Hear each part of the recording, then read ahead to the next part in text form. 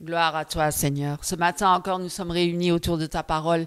Merci, Seigneur, pour cette joie de se retrouver ensemble. Qu'il est bon pour des frères de se réunir ensemble. C'est là que coule l'huile sur son front. Alors, merci, Seigneur, parce que ce matin, nous voulons encore te louer et t'adorer et te glorifier. Nous voulons encore t'élever. Toi, le seul Dieu, l'unique Dieu, le Dieu tout-puissant, le créateur du ciel et de la terre et de tout l'univers. Merci, Seigneur. Ce matin, nous voulons encore écouter ce que toi, tu as à nous dire. Non pas ce que les hommes ont à nous dire, mais ce que le Dieu a à nous dire. Parce que c'est le Dieu vivant, le Dieu saint, qui veut parler à son peuple. Et nous devons être à son écoute, comme Samuel, quand il était là, il disait, Seigneur, ton serviteur, écoute ta parole, écoute, parle, Seigneur.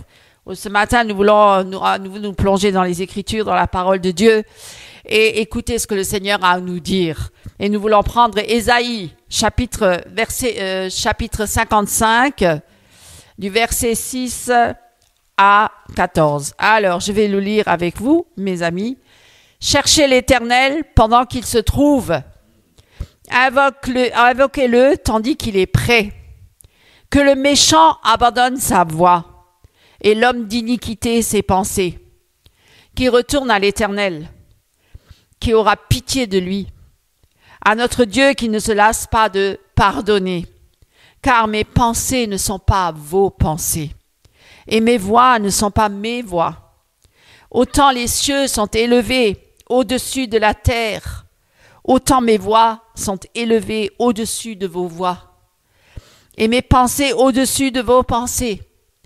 Comme la pluie et la neige descendent des cieux, et n'y retournent pas sans avoir arrosé, fécondé la terre, fait germer les plantes, sans avoir donné de la semence au semeur et du pain à celui qui mange. Ainsi en est-il de ma parole qui sort de ma bouche. Elle ne retourne point à moi sans effet, sans avoir exécuté ma volonté et accompli mes desseins.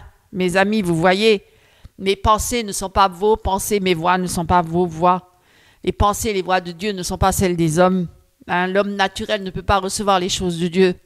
Et c'est vrai, quelle profondeur et quelle richesse et quelle sagesse est la science de Dieu.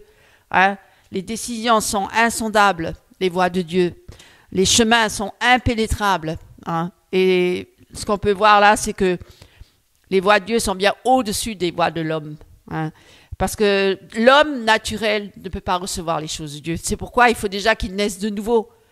Il faut déjà qu'il passe par la nouvelle naissance pour recevoir l'Esprit de Dieu, le Saint-Esprit. Sans ça, il ne peut pas connaître Dieu, il ne peut pas recevoir les pensées de Dieu. C'est pour ça que l'homme dans le monde, son esprit est enténébré. Il est dans les ténèbres. Il n'a pas la lumière, parce que Dieu est la lumière, Jésus est la lumière. Donc, il ne peut pas connaître Dieu. Et tous ceux qui disent dans le monde qu'ils connaissent Dieu, c'est faux, c'est un mensonge. Ils ont une religion. Ils connaissent peut-être Dieu intellectuellement, parce qu'ils lisent la parole d'une manière intellectuelle, ou ils lisent des livres ou des écrits des autres hommes, mais ils ne connaissent pas réellement Dieu. Parce que connaître Dieu, c'est passer par Jésus-Christ. C'est le seul chemin, la seule vérité, la seule vie. C'est Jésus qui a révélé le Père. Il a dit, celui qui me voit, voit le Père. Il a fallu que Jésus vienne parmi les hommes, Dieu parmi les hommes, pour justement parler de Dieu et de montrer qui est le Père, pour faire connaître le Père. Parce que l'homme en lui-même, il connaît son esprit, l'esprit des autres hommes, il analyse. La psychologie, c'est ça. La psychologie, c'est connaître les profondeurs de l'homme selon l'homme, selon son esprit à lui. Donc, il va raisonner d'une manière purement charnelle et purement intellectuelle. Et donc, il connaît les pensées qu'il y a en lui et les pensées peut-être de ce que l'autre lui suggère ou dans le dialogue, de ce qu'il peut connaître, de ce que l'autre homme dit. Mais il peut aussi mentir. C'est pour ça que dans le monde, il y a beaucoup de choses qui sont fausses, parce que l'homme, il peut dire des choses, mais et penser le contraire. Mais Dieu, il sonde les cœurs et Dieu connaît les pensées de l'homme. Vous voyez? Mais l'homme ne connaît pas les pensées de Dieu. Seulement s'il est né de nouveau converti et qu'il a une réelle communion avec Dieu. Autrement, il ne peut pas connaître Dieu. Et donc, c'est l'Esprit de Dieu, il sonde toutes choses. Il sonde les profondeurs de l'être humain. Et il connaît tout. Il sait tout. Voilà. Alors que l'homme, Il ne connaît peut-être que ce que l'homme, ce qu'il a analysé. C'est pour ça qu'il y a des longues études à faire pour connaître l'homme, hein, dans la psychologie, la psychiatrie, tout ça. Hein, l'histoire de l'homme, l'histoire de l'humanité, de toutes les sciences et tout ça, toute la connaissance. Mais il faut qu'il fasse de longues études pour connaître vraiment réellement. Par expérience aussi, par les cas par cas, ou tout ce qu'ils ont analysé, comment l'homme réagit. Vous voyez, il a mis des années, des longues années, parfois des siècles. Mais il ne connaîtra jamais les profondeurs de l'homme réellement, car c'est que Dieu seul qui le sonde jusqu'au plus profond de son âme, jusqu'à la jointure des moelles, pour connaître la pensée, les intentions du cœur de l'être humain. Alors vous voyez, Dieu le dit bien, le seul qui peut changer réellement nos pensées et nos voix, c'est le Seigneur. Par nous-mêmes, nous ne pouvons pas, nous sommes toujours plus ou moins influencés. Influencés par qui?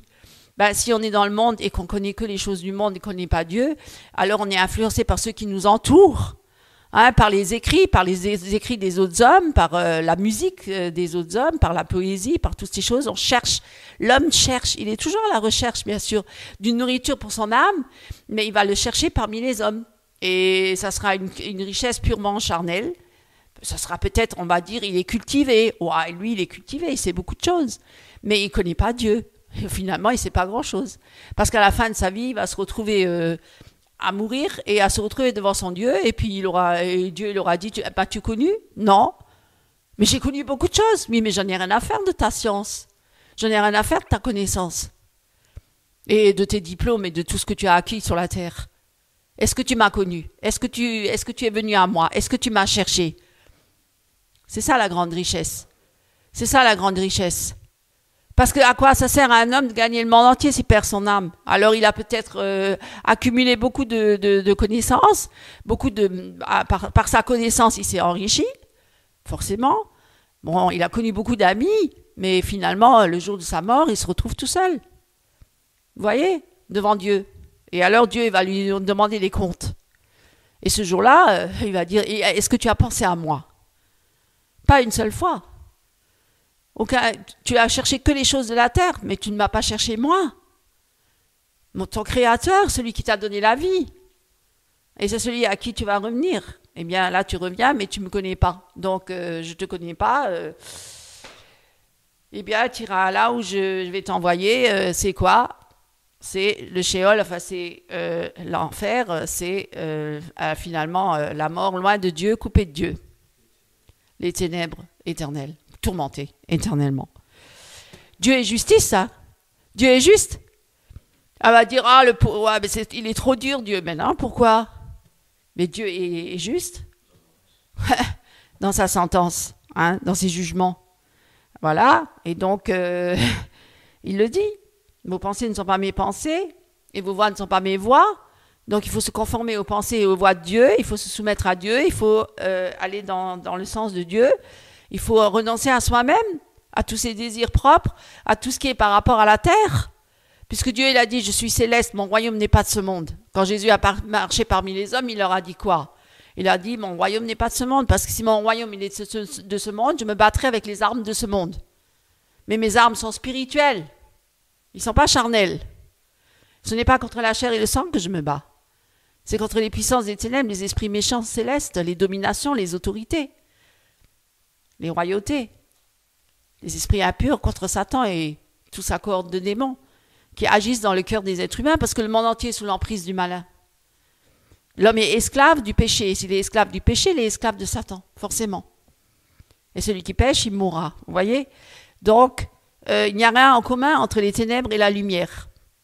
Il y a inimitié entre les ténèbres et la lumière. Il n'y a rien de commun.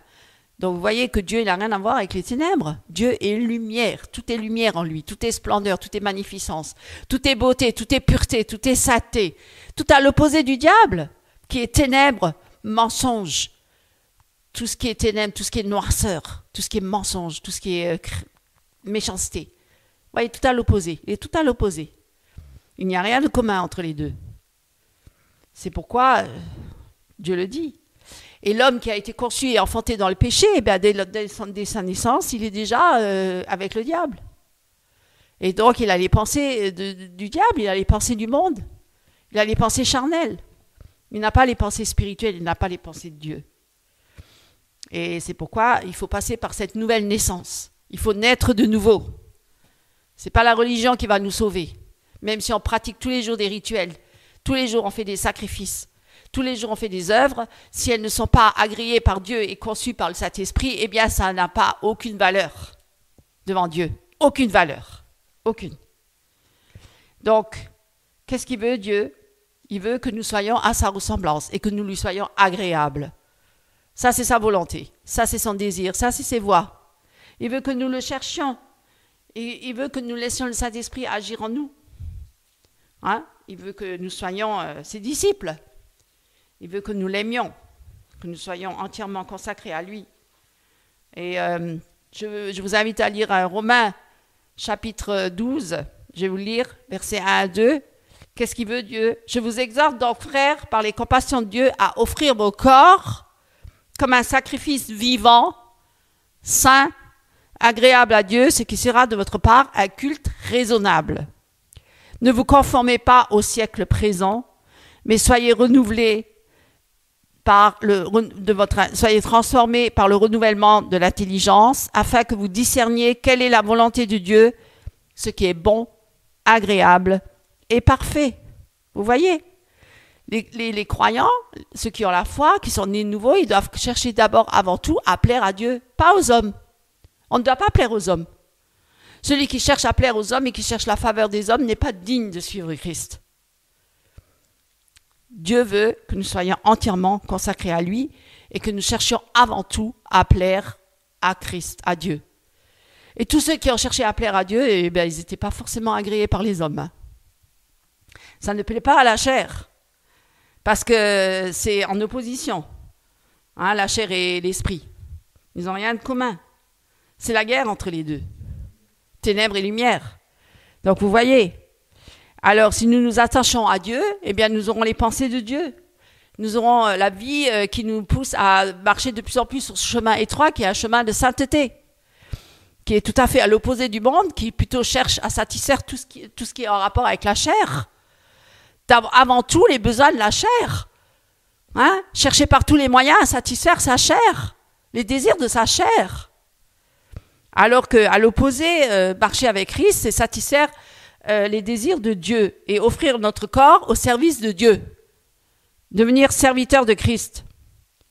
Notre plus grand désir, ça doit être de marcher dans la sainteté et accepter de suivre vraiment Dieu, peu importe ce que cela nous coûte. Ouais, une vie abandonnée aux voies de Dieu. C'est une vie qui est fondée sur sa parole. C'est la parole, c'est la vie, c'est Jésus. Jésus est la parole. Hein, une vie fondée sur sa parole, eh ben, c'est une vie, c'est quelque part une vie abandonnée à Dieu et consacrée à lui, et ça sera notre refuge. Notre refuge, c'est Dieu. C'est plus le monde. C'est plus les choses de la terre. Notre refuge, c'est Dieu. Hein? Notre patrie, elle est céleste. Elle n'est pas terrestre. Voilà.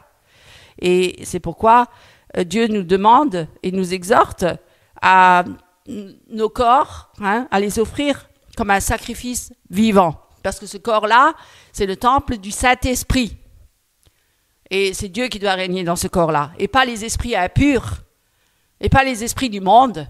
Pas les pensées du monde. C'est les pensées de Dieu qui doivent habiter en nous. C'est Christ qui doit régner en moi. Ce n'est plus moi qui vis, mais c'est Christ qui vit en moi. Et ce n'est plus ma volonté qui compte, mais c'est la volonté de Dieu. Si c'est Christ qui vit en moi, ce sera la volonté de Christ qui s'accomplira en moi. Et non pas la mienne. Vous voyez, on reconnaît tout de suite un arbre à ses fruits. On reconnaîtra tout de suite un vrai chrétien d'un faux chrétien. Le vrai chrétien qui cherche avant tout à plaire à son Dieu et le faux chrétien qui cherche avant tout à plaire à sa chair et aux autres. Et qui cherche sa propre gloire. Eh bien, c'est sûr que ça demande un prix à payer. Hein, offrir notre corps en sacrifice, hein, vivre dans la sainteté avec Dieu, eh bien, ça exige quand même de nous un prix à payer, une grande séparation hein, par rapport au monde, parfois se séparer de certains amis, hein, qui nous seraient là une occasion de chute pour nous, sortir de certains milieux, oui, forcément, oui, ça coûte un prix, oui, parce que la chair, elle veut pas. La chair, elle veut être avec tout le monde et vivre comme le monde, mais l'esprit, non. Justement. Et donc là, il y a à un moment donné faire un choix. Excusez-moi, il y a un choix à faire. Si nous voulons vivre pour Dieu, eh bien, il y a parfois des séparations à faire. Et parfois se retrouver seul. Et oui, ça coûte un prix. Parfois, on se retrouve tout seul, au milieu de la foule. Mais quelle joie de savoir que notre vie, elle est consacrée à Dieu. Quelle joie de savoir que notre vie, nous avons l'éternité avec Dieu. Que Dieu nous a préparé une place merveilleuse auprès de lui dans le ciel. Quelle joie de savoir cela.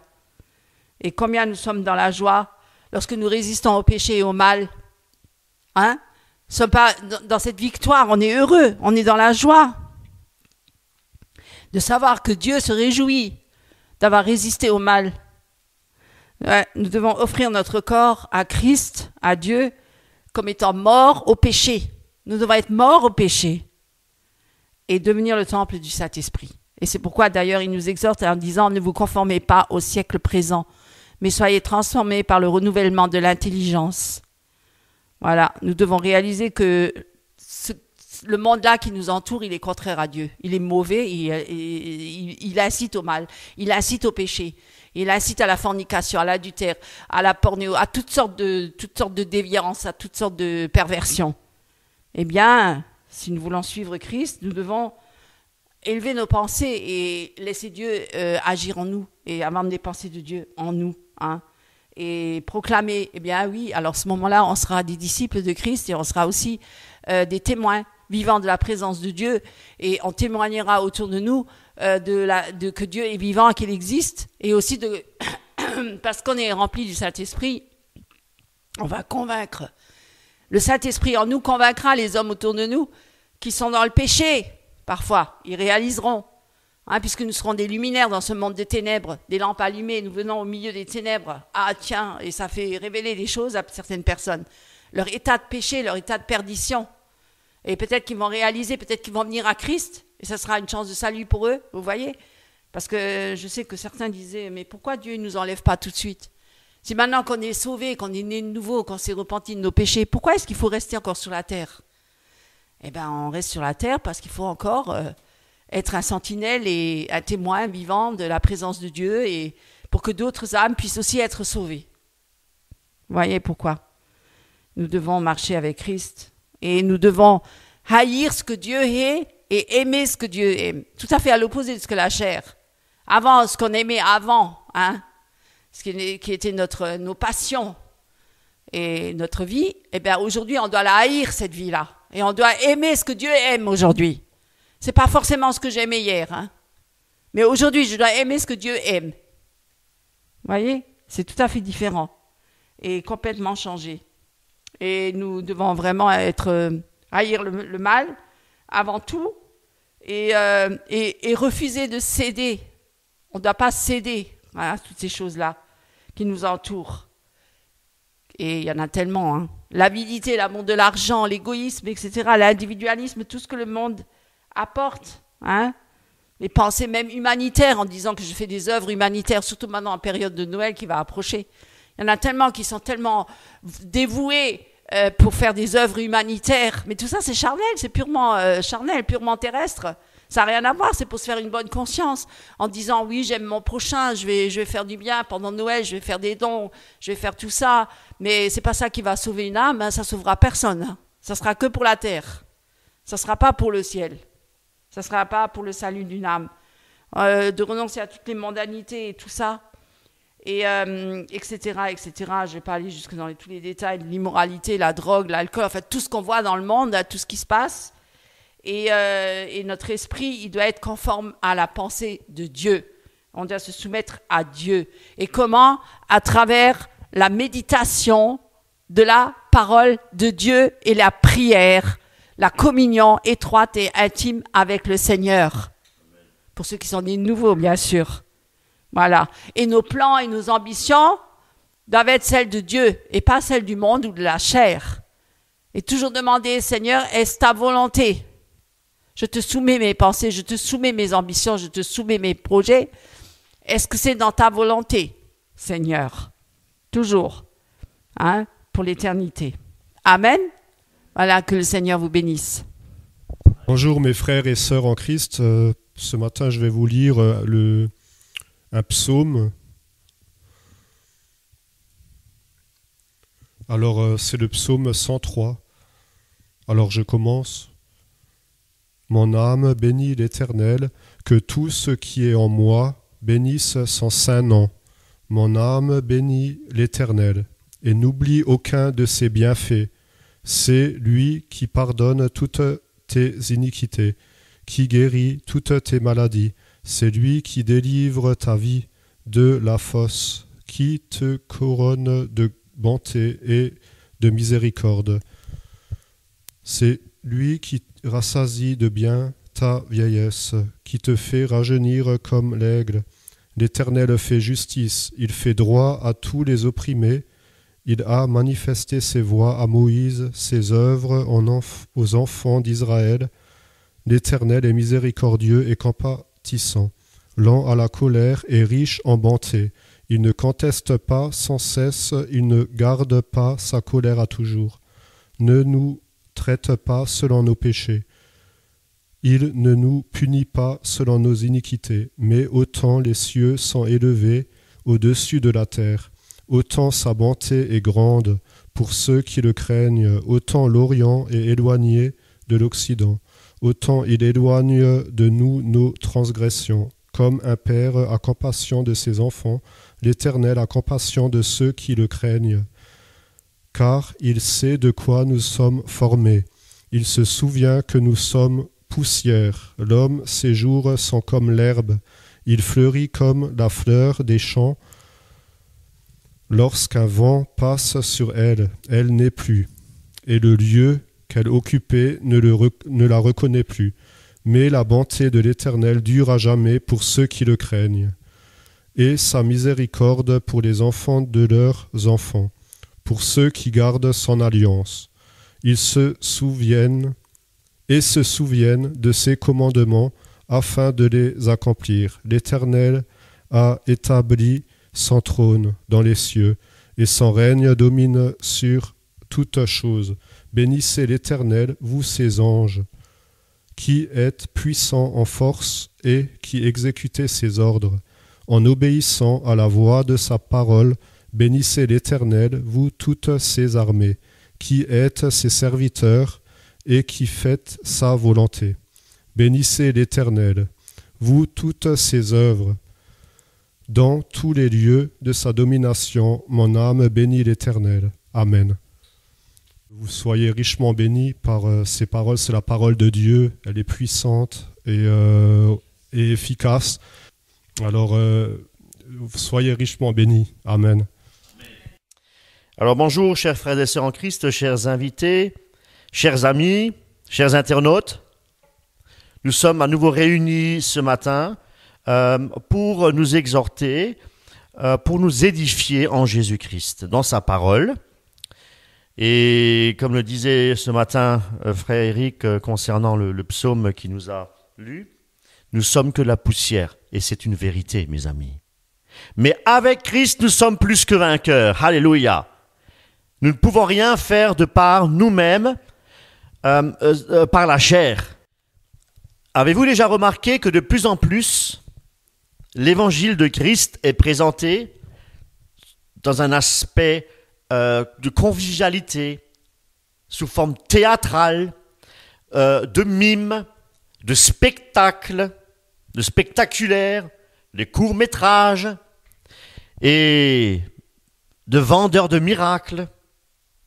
Qu'est-ce qu'il y a encore? Des danses prophétiques, des grandes chorales, des nuits de la traversée en disant, ce que j'ai entendu de mes propres oreilles, bonne année Saint-Esprit. Et vous devriez voir le nombre de vues. Incroyable. Là où l'évangile n'est pas prêché dans son authenticité, il y a énormément de vues.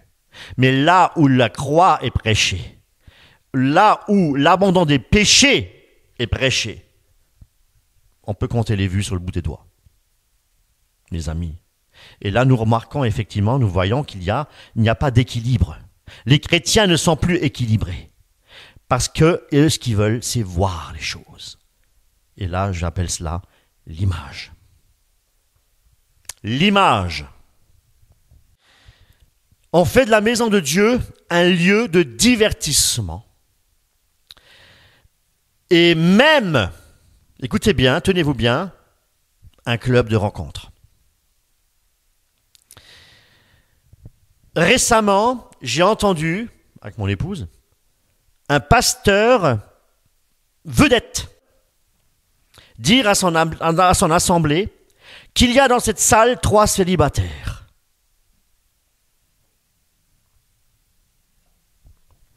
Manipulateurs et séducteurs. L'homme, au sens large du terme, mes amis, qu'il soit religieux ou non, est séduit plus que jamais par l'image, le son, le spectacle, de par sa grande technologie. Voilà l'Église du XXIe siècle, mes amis. C'est une réalité. On ne veut plus avoir la Bible en main. On ne vient plus à l'église avec une Bible en main. Nous avons un écran géant. Nous avons des jeux de lumière. Nous avons des machines à fumer. Une grande scène. Une grande chorale.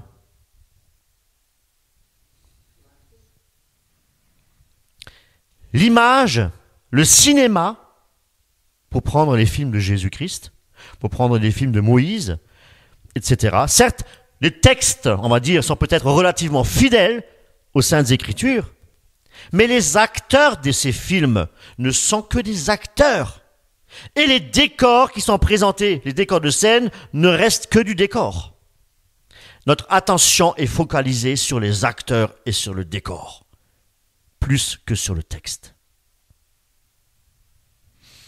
Le danger, c'est que nous mémorisons des visages tels que Moïse, Abraham, Jésus-Christ avec des cheveux blancs aux yeux bleus.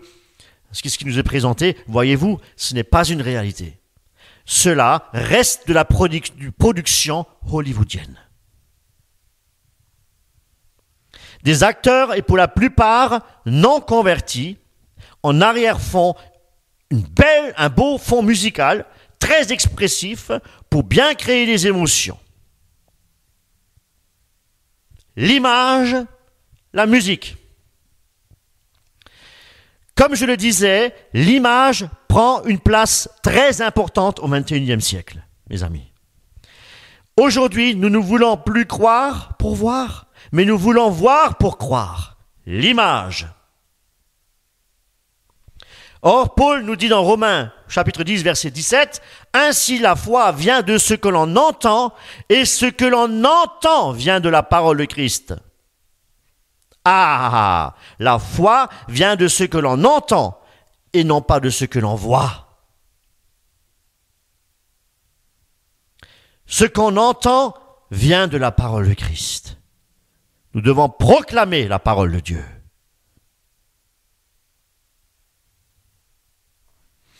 Le salut n'est pas le produit des sentiments, d'une musique quelconque ou d'un spectacle visuel, mais de ce qu'on entend et de la foi en la parole de Dieu. Uniquement. Je dis cela car nous pouvons voir effectivement de nouvelles méthodes et techniques d'évangélisation sont de plus en plus nombreuses dans le monde entier, et elles consistent non pas à ramener les âmes à une réelle conversion de la foi et de la repentance, mais plutôt à un évangile de grâce, bon marché, de ce qui attire l'attention au travers le regard, le plaisir des yeux. Joel Osteen, c'est du Joel Osteen, c'est du Benny Hinn, Joyce Meyer, voilà. L'image, et non pas ce qu'on entend. On ne peut pas mimer, mes amis, simuler, mimer théâtralement une repentance. C'est impossible. Ça se vit, la repentance. Ça se vit avec la conviction de péché qui est produit par le Saint-Esprit et non pas par une image, mes amis. Aujourd'hui, à travers le divertissement spirituel et religieux, on délivre un message du pardon sans la repentance. C'est ça la grande hérésie. C'est dramatique. L'Église est malade et a besoin de se repentir. C'est le chemin, la repentance, c'est le chemin de la guérison, du salut en Jésus-Christ, et non pas l'image et les émotions. Au lieu de cela, on veut un évangile moderne aujourd'hui.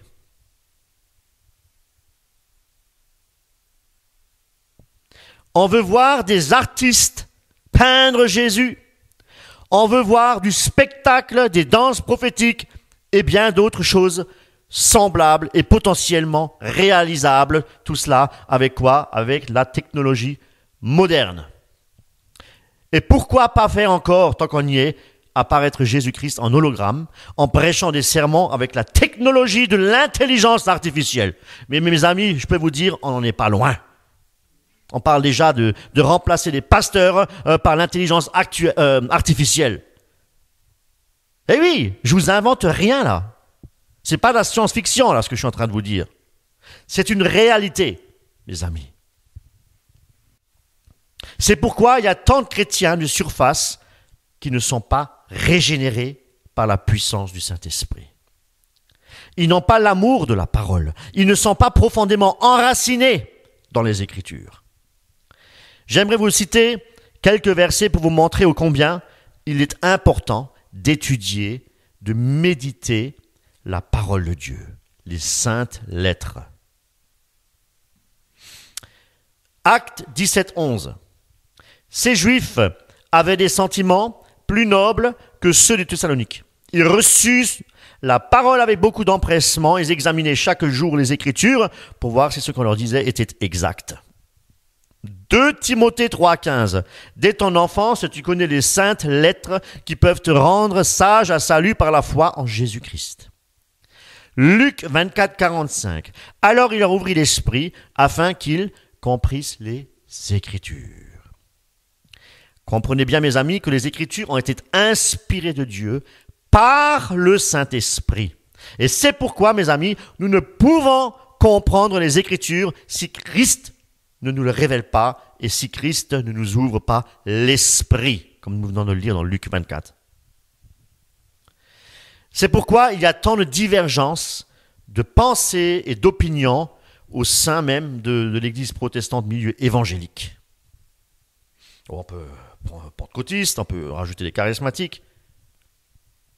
Ne raisonnons pas, mes amis, avec un esprit cartésien, la Bible,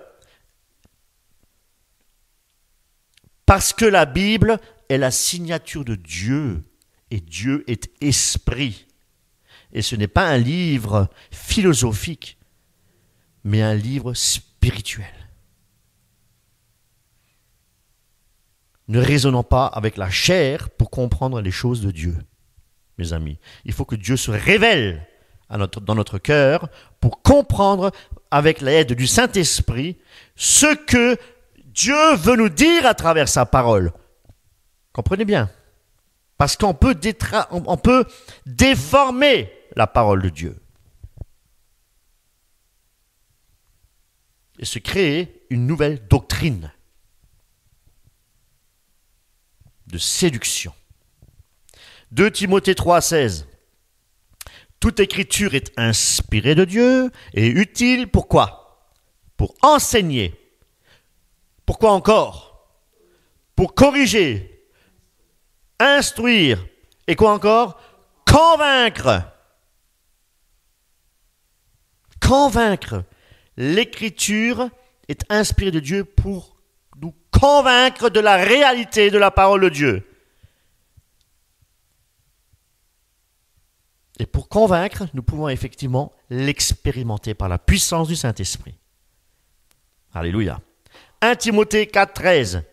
Jusqu'à ce que je vienne, applique-toi à quoi?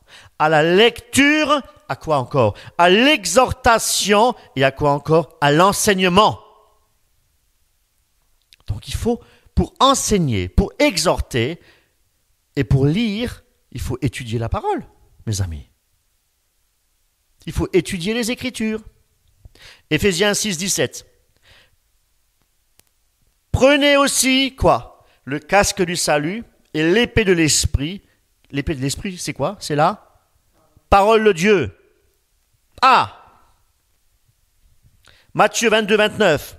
Jésus leur répondit, vous êtes dans l'erreur parce que vous ne comprenez ni les Écritures, ni la puissance de Dieu. Et pourquoi ils n'ont pas compris ni les Écritures, ni la puissance de Dieu? Parce qu'ils n'ont pas été régénérés. Parce qu'ils n'avaient pas le Saint-Esprit. À savoir que lorsque Paul parle des Écritures, mes amis, il fait mention de l'Ancien Testament. On est d'accord?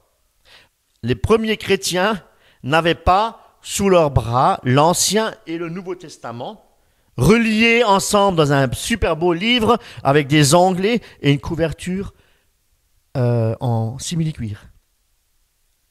Comme nous l'avons aujourd'hui, le privilège d'avoir aujourd'hui. Et encore, mes amis, nous ne lisons que superficiellement les Écritures. Un petit verset par-ci, un petit verset par-là. Il n'y a pas si longtemps de cela, j'avais regardé avec mon épouse un petit film. Un petit film qui était réalisé par Porte Ouverte, Persécutés. Donc il y a des missionnaires qui sont venus ils ont distribué des Bibles. Ils ont distribué des Bibles là où l'évangile est interdit. Interdit par le gouvernement de l'État. Eh bien, il fallait voir la joie qui remplissait le cœur de tous ces chrétiens persécutés. Il fallait voir tout cela à cause de leur foi en Jésus-Christ. Et ils étaient si heureux d'acquérir cette Bible, ils pleuraient de joie et ils embrassaient même leur Bible. Il fallait voir ces images. C'était très émouvant. Pourquoi? Parce qu'ils savaient que c'était la parole de Dieu, que c'était le livre inspiré de Dieu et qui était descendu du ciel. Aujourd'hui, nous ne nous attachons pas aux choses invisibles, mais plutôt aux choses visibles et qui sont éphémères. L'image qui provoque des émotions charnelles. Voilà à quoi nous sommes attachés aujourd'hui, au XXIe siècle, dans de nombreuses églises. J'aimerais ce matin vous faire passer de chrétiens bon marché à celui de chrétiens remplis du Saint-Esprit. Et cela est possible par la puissance et par l'action du Saint-Esprit. Comprenez? Eh bien, cet effet, plongeons nos regards dans les Écritures. J'ai choisi la version Darby, qui est une très très très bonne version. Éphésiens 5, 18. Soyez remplis de l'Esprit, vous entretenant par des psaumes et des hymnes et des cantiques spirituels, chantant et psalmodiant de votre cœur au Seigneur, rendant toujours grâce pour toutes choses au nom de notre Seigneur Jésus-Christ à Dieu le Père. Comprenant que si nous sommes remplis du désir charnel, nous ne pouvons pas obéir à Jésus-Christ et lui rendre gloire avec notre chair. Impossible. Et cela, c'est impossible également de le faire en l'adorant dans une salle de concert avec un groupe de louanges pop-rock plein décibels et des jeux de lumière et une machine à fumigène. Croyez-moi. Dieu n'est pas au centre de l'attraction. Mais le groupe star qui véhicule une atmosphère hypnotique dans la salle. Les stars du pop-rock chrétien qui s'affichent comme des vedettes. Dites-moi, est-ce qu'ils viennent pour adorer Dieu ou pour voir les stars.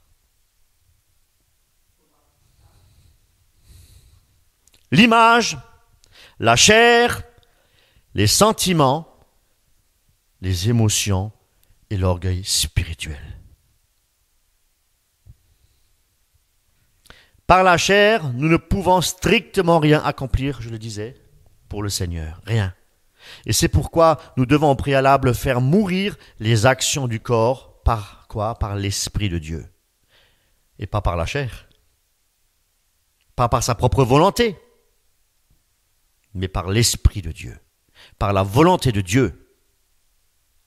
C'est-à-dire, littéralement, faire mourir le péché et vivre en nouveauté de vie pour en satisfaire la chair. Vous réagissez pas? Non, pas pour satisfaire la chair, pour et en Jésus-Christ. Nous allons à cet effet étudier 4 vérités, je ne vais pas être trop long, 4 vérités pour éviter de pécher et pour aussi réussir à faire mourir notre propre vie, notre chair. Premièrement, nous devons déjà reconnaître, réaliser que le péché est bien présent dans notre corps mortel, dans notre chair.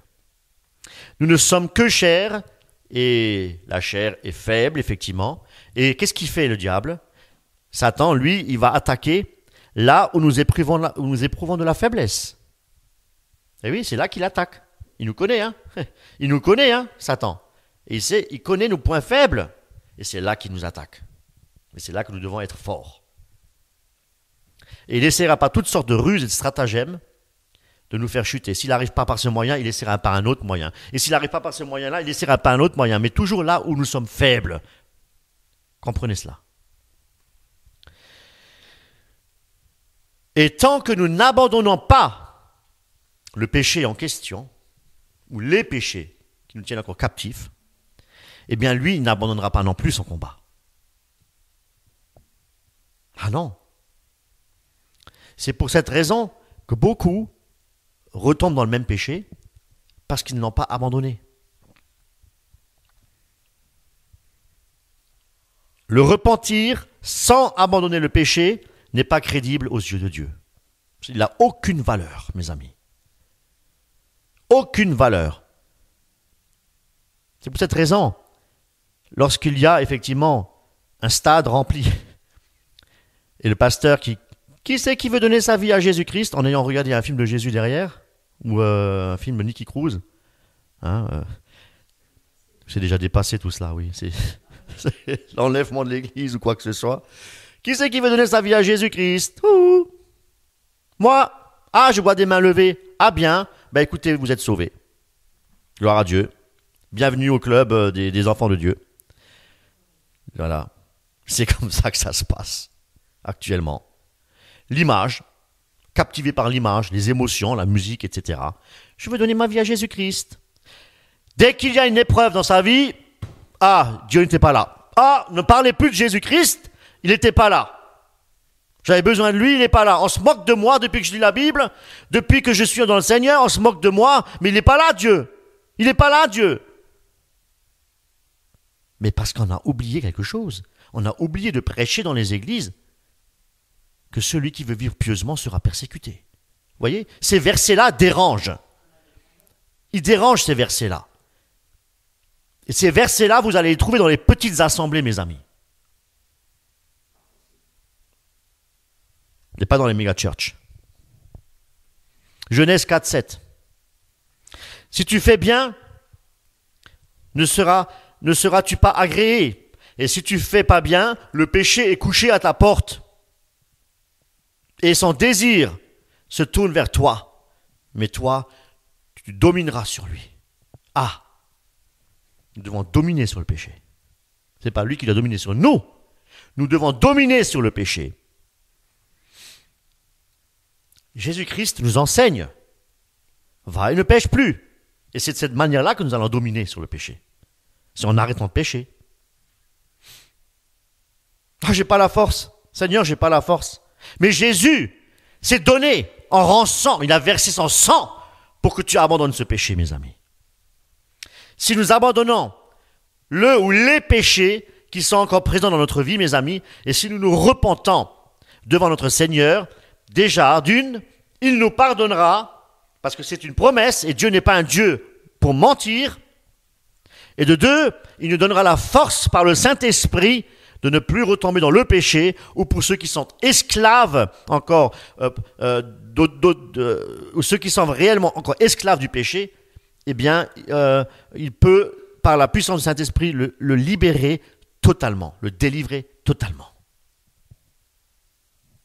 C'est l'action du Saint-Esprit, mes amis, et pas par nos propres forces, vous n'y arriverez jamais.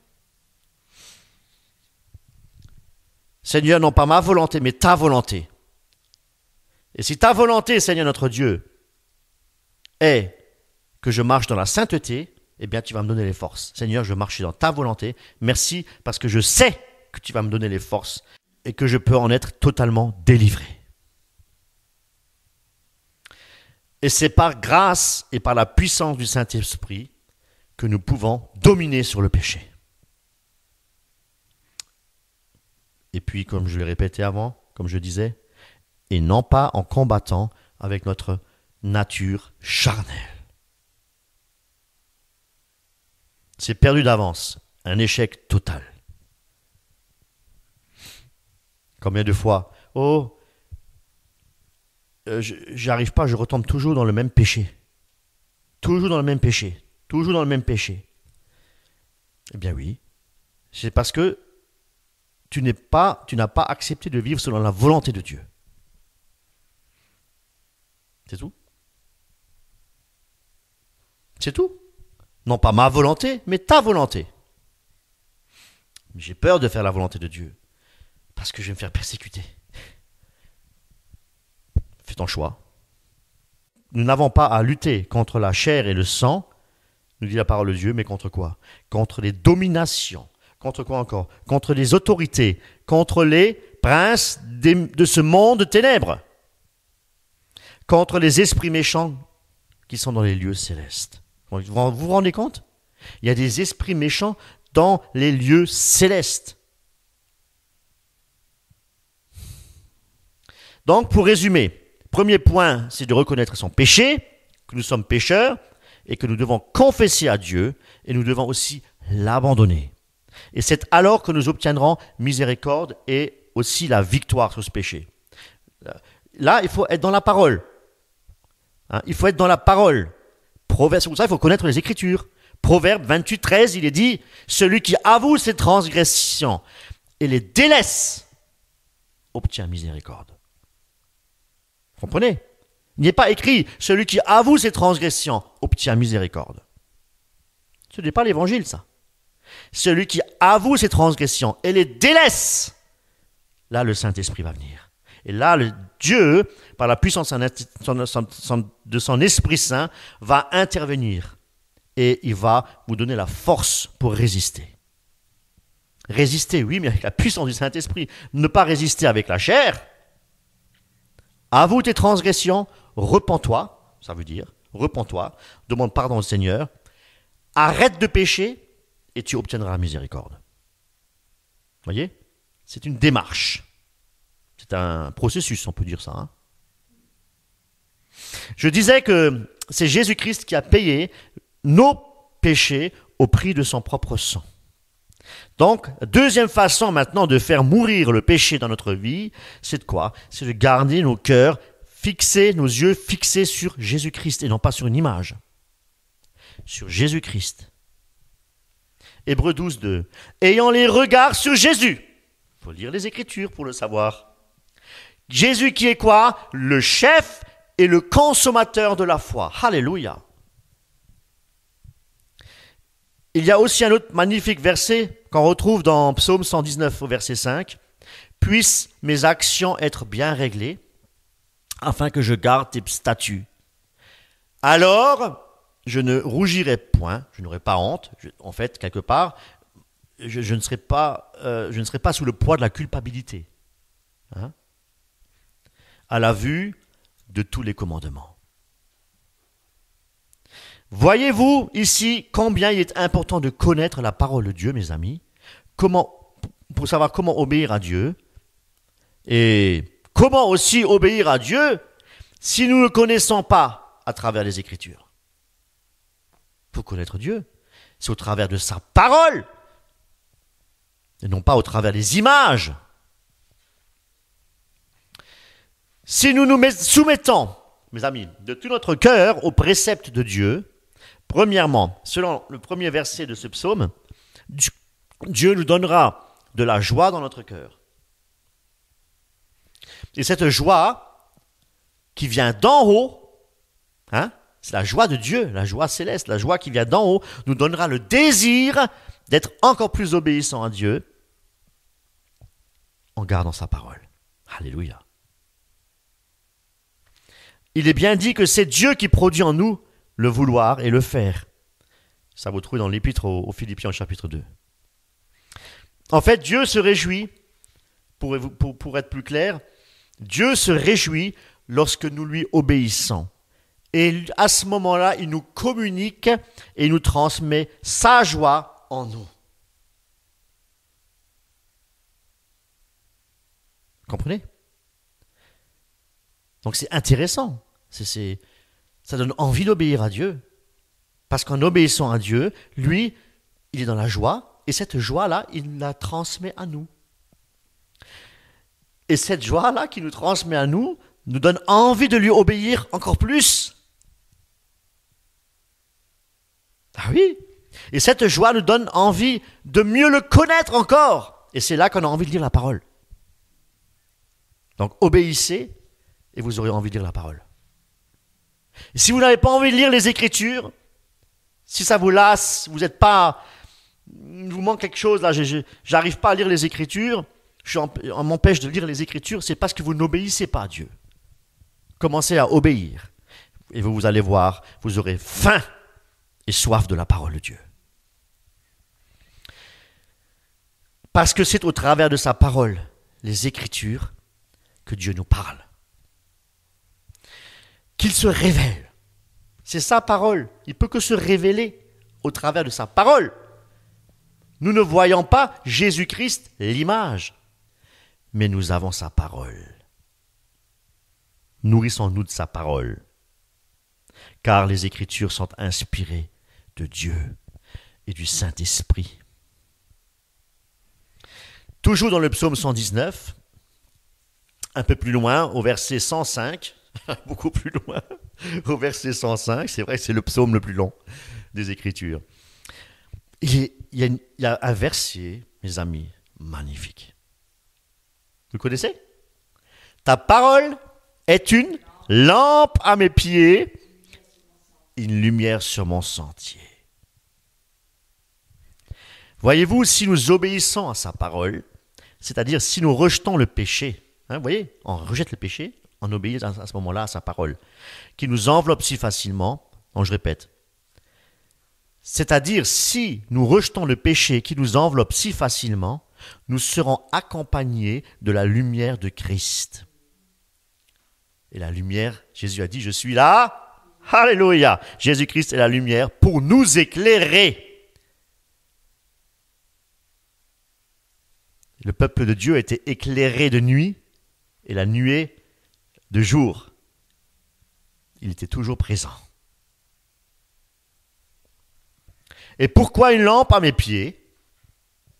Pourquoi une lampe à mes pieds? Bien, pour guider nos pas. Pour guider nos pas. Pour ne pas chanceler ni à droite, ni à gauche. Mais une lumière qui éclaire mes pieds sur ce chemin étroit pour ne pas trébucher. Une lumière pour voir ce qui se passe, pour ne pas trébucher. Mais il nous donnera aussi, cette lumière nous donne le discernement pour reconnaître les pièges que Satan a tenté poser sur ce chemin. Avec la lumière de Christ, nous voyons les ruses de Satan. Le discernement des esprits. Comment voulez-vous avoir le discernement si vous n'êtes pas obéissant à la parole de Dieu? C'est impossible. C'est pourquoi la deuxième façon de faire mourir le péché dans notre vie, c'est de garder notre cœur, garder nos yeux fixés sur Jésus-Christ, qui est notre lumière, pour nous guider jusqu'à lui, pour arriver à la gloire éternelle, pour entrer à la maison, notre patrie céleste. Oui. Si seulement nous gardons ces statuts, c'est-à-dire les commandements et ces préceptes, nous avons l'assurance du salut à ce moment-là. Le Seigneur est avec nous et la puissance du Saint-Esprit est avec nous. Soyons obéissants. En étant obéissants, Dieu nous donnera la joie dans notre cœur pour encore mieux le connaître et nous aurons envie de lire et d'étudier la parole de Dieu. De mieux le connaître. Et c'est cela le véritable amour, mes amis, dont parle Jean 14. C'est quoi le véritable amour? C'est quoi? C'est quoi le véritable amour? Mes amis, c'est garder ses commandements, ses préceptes. Troisième manière de faire mourir le péché dans notre vie, c'est de méditer les Écritures. Nous sommes tellement pris par notre activité professionnelle, tellement pris par la famille, le divertissement, Internet, les réseaux sociaux, la télévision, etc. Mais on n'a plus le temps de lire les Écritures. Alors mes amis, prenons le temps, rachetons le temps, car, nous dit la parole de Dieu, les jours sont mauvais. Raison de plus de méditer la parole de Dieu. La parole de Dieu est une nourriture pour nos âmes. Nous aimons nous nourrir notre chair, nous aimons les mets succulents, nous aimons toutes ces choses, les divertissements, etc., l'image. Mais la chair n'aime pas les choses célestes.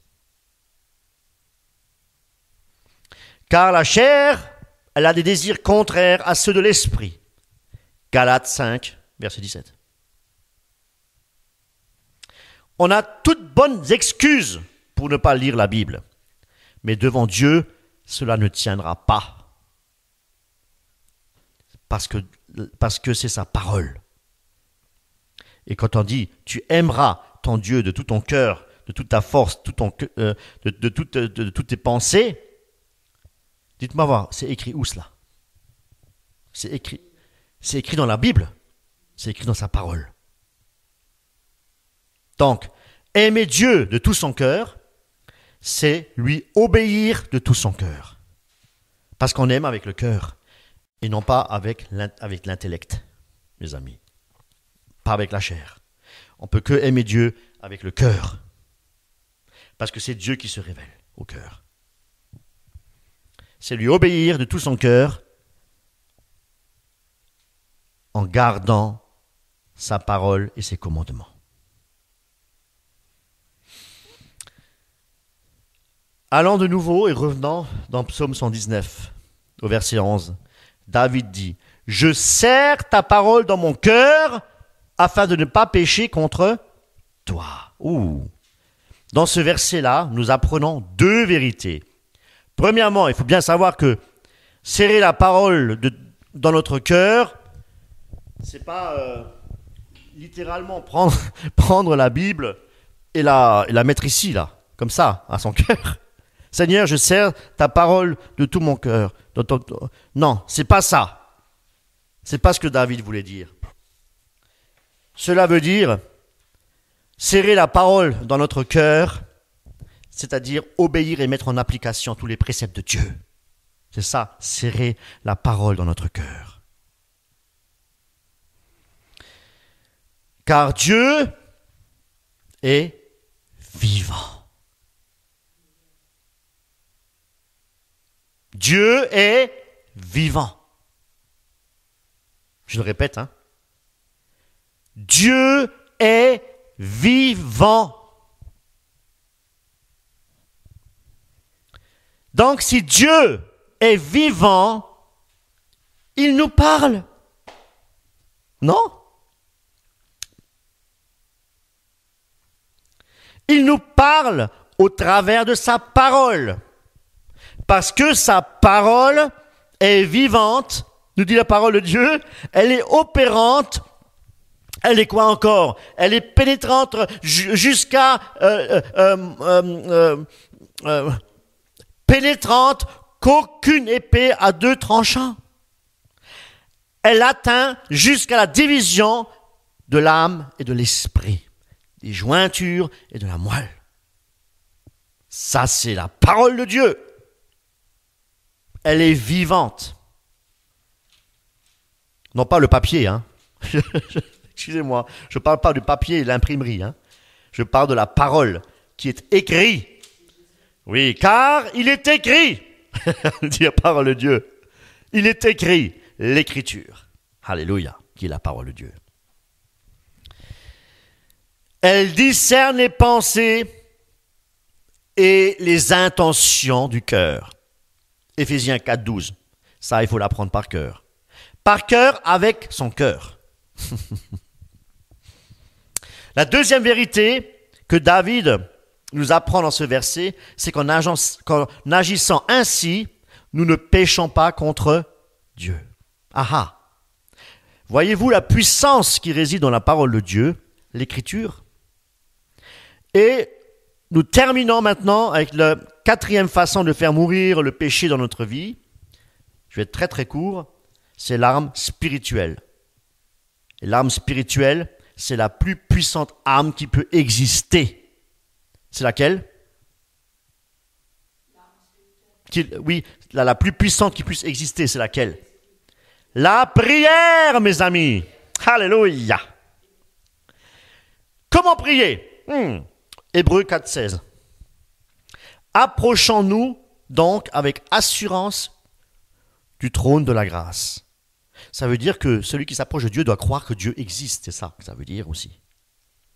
Approchons-nous avec assurance du trône de la grâce, afin d'obtenir miséricorde. C'est le pécheur qui obtient la miséricorde de Dieu. Donc nous devons aller à Dieu, à son trône, avec un esprit de repentance et de trouver grâce, nous dit la parole de Dieu, dans Hébreux 4, verset 16, pour être secourus dans nos besoins. Le secours nous vient de l'Éternel. Alléluia. La prière, mes amis, c'est la respiration de l'âme. La prière, c'est une communion verticale entre l'homme et Dieu, avec notre Père céleste. Il faut savoir que la prière du cœur, écoutez bien, la prière du cœur, parce qu'on a le discernement, si on marche avec le Seigneur, Dieu nous donne des choses merveilleuses d'en haut, célestes. Le discernement de l'esprit, il peut vous donner le don de connaissance, le Seigneur peut vous donner le don de guérison, le Seigneur peut... Dieu est bon, Dieu donne encore aujourd'hui, il déverse encore aujourd'hui les dons spirituels. L'Église en a besoin aujourd'hui, mais les vrais dons spirituels du Seigneur. Eh bien, il faut savoir que la prière du cœur démasque les ruses de Satan. Démasque les ruses du péché. Dieu nous parle si nous prions avec notre cœur, dans l'esprit, par le Saint-Esprit. Priez par le Saint-Esprit. Mais nous devons être obéissants. La prière du juste a une grande efficacité. Être juste, c'est être obéissant. C'est marcher selon le cœur de Dieu. Alléluia. Éphésiens 4, 12. La parole de Dieu discerne les pensées et les intentions du cœur. Psaume, pour revenir au psaume 139, verset 23. Sonde-moi, ô Dieu, et connais mon cœur. Éprouve-moi et connais mes pensées. Regarde si je suis sur une mauvaise voie et conduis-moi sur la voie de l'éternité. Ça, c'est une belle prière, mes amis. Seigneur, je veux avoir plus d'argent. Je veux une grosse voiture. Je veux que mon assemblée soit encore plus grande. Je vous désire une plus grande salle. Oh, les bâtisseurs de l'évangile, donnez et vous sera donné au centuple. Donnez de l'argent que je puisse partir à Disneyland avec toute ma famille. Alléluia. Et dans ce verset, nous apprenons que Dieu connaît notre cœur et nos pensées.